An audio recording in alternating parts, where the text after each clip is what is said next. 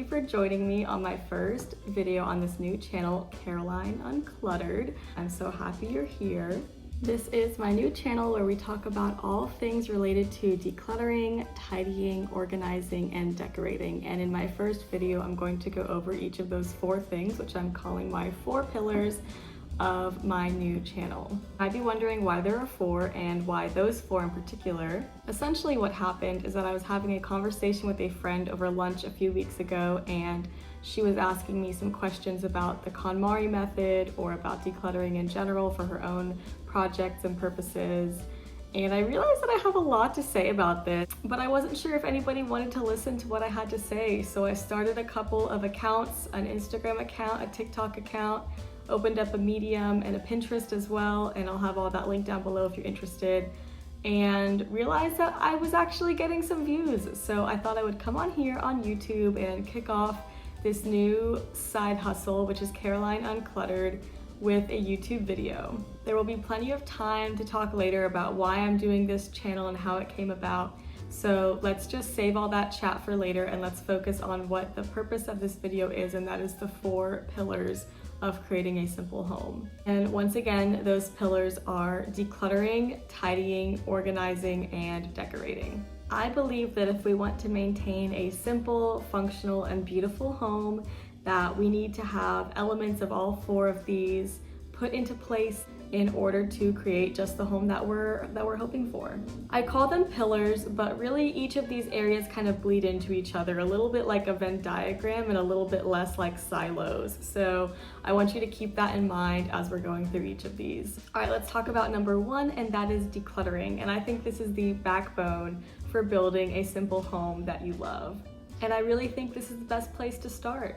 I like to give each of these pillars a definition, and the definition kind of comes from my own experience. And I like to do that because each of these words might seem a little overlapping. For example, organizing, decluttering, and tidying to me are 3 very separate things, but to you those all might sound like the same thing or similar things. So let's go ahead and give a definition to what I believe decluttering is. Decluttering, or you might also hear it referred to as editing or purging, is the act of removing items from your home. So this is what happens when you go through your belongings and you pick something up and you decide whether or not you want to keep it. When we talk about decluttering, I want to place an emphasis on the item actually leaving your home. So rather than it sitting in the trunk of your car for a week, or your garage, or by the front door, in the hallway, I don't really consider the item decluttered until it has left your home, or fully decluttered anyway.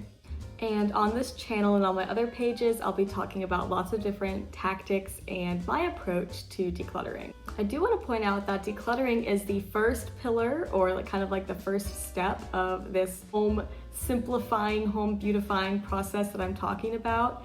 And that is because I believe if you start with the editing or the purging or the decluttering, you're going to be that much more likely to be able to have a nice, clean, simplified, beautiful, functional home that works for you if you start with decluttering. Let's move on to the second pillar, which is tidying. I like to put tidying after decluttering because this is really what happens when you are in maintenance mode after your declutter. And let's go ahead and get into that definition. So tidying, or at least when I was a kid, my parents called it picking up. Tidying is the practice of putting things back where they belong. So assuming that each item in your home has a designated space or a designated home, tidying is returning that thing to its home. So returning the remote control to the tray on the coffee table, or returning the dishes from the dish rack to the cupboards. When you think of tidying, think of that like age-old phrase, a place for everything and everything in its place. And that's really what we're doing when we're tidying. What about things that don't have a home? Well, we'd better assign them one. And this can be a little bit tricky, and we'll go over all sorts of tips for that on my page. And one more thing to note about tidying is that I see tidying and cleaning as 2 separate things. So tidying is actually putting the things back in their home, and cleaning is when we're sanitizing or removing dirt or things like that. And we'll talk more about cleaning in a second.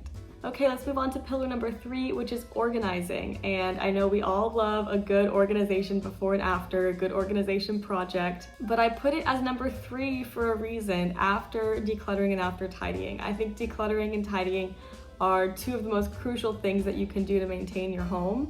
And organizing and decorating, which are the final two pillars, are kind of more like the cherry on top. I'm not saying they're not necessary, because they are, but I'm just saying that if you're gonna focus your energy, elsewhere, make that on decluttering and tidying. And then if you have the energy, if you have the wherewithal to move on to an organizing project, that's why I think it comes a little bit later in the process. All right, so that definition. Organizing is the act of giving structure to your things, whether that structure be an existing structure in your home, like a cabinet or a drawer that comes, built into your home, a closet, for example, or that could be structure that you give with like an external storage or organization solution, like bins or baskets or little acrylic organizer. So giving structure to your things, grouping them together in like groups, and then giving structure to that group by placing it in a drawer or a closet or something like that.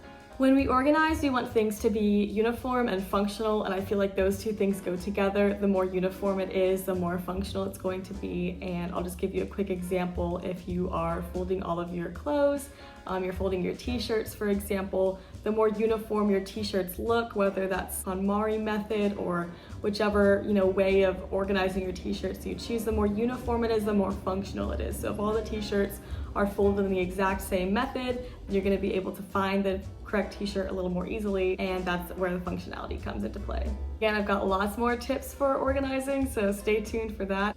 And then something to note for organizing is that if you declutter enough, you might not have much left to organize. So again, that's why decluttering comes several steps before organizing. We want to make sure that we've taken care of that excess and unneeded stuff in our house before we go through and organize all of it. And the last thing I want you guys to be doing is organizing your junk. So got to get the junk out and then organize what remains. Okay, and now we've reached pillar number 4, which is decorating. This one might seem a little confusing. You're like, but Caroline, by decorating, I'm bringing things into the house. Isn't the whole point to get things out? Sure, if you want to live in like a sterile white box, and no shame if you do, that's great. I think a lot of us want to feel at home in our spaces. And you can do that whether it's a very minimalist design or even a maximalist. Your style can be functional and simple, even if the decoration is not. So when it comes to decorating, what I want you to keep in mind here is intentionality. I think we all deserve to live in a home that operates well for us and our families, our pets, our housemates, our roommates. Even if we're renting, even if we live with our parents, everyone deserves a space that makes them feel safe and at home. Oh, and before I forget, here's the definition. Decorating involves the adjusting of your space's appearance to your liking. So this can either be through furniture or decor, or things like putting up paint or wallpaper, changing hardware and fixtures. All of that is part of the decorating. Again, we want to be intentional. We don't want to end up with a bunch of decor in our decluttering pile in like 6 months. So make sure you plan and just be very intentional with your purchases. Right, if you stuck with me this far, then you get to hear about the honorary 5th pillar, and that is cleaning. I know we touched on cleaning before briefly, and I really do think cleaning is crucial to maintaining our homes.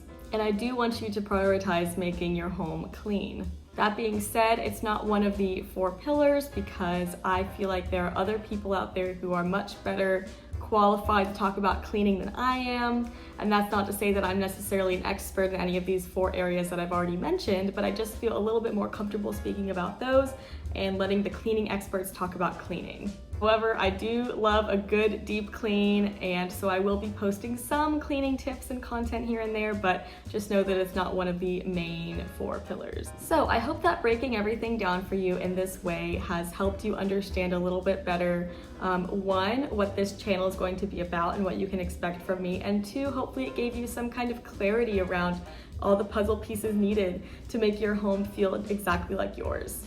Another fun thing that's going on is in a couple of days, my boyfriend and I are getting the keys to our new condo. We're just renting, but it's gonna be a great new space for us, and I'm so excited to come up with all sorts of content and solutions for our new space and share that with you guys. I do want to mention that I've got lots of different platforms for this content, and a lot of them have already been populated with plenty of content for you guys. So if you watch this video and you like what you saw, feel free to go check out specifically my Instagram, my TikTok, and my Medium account.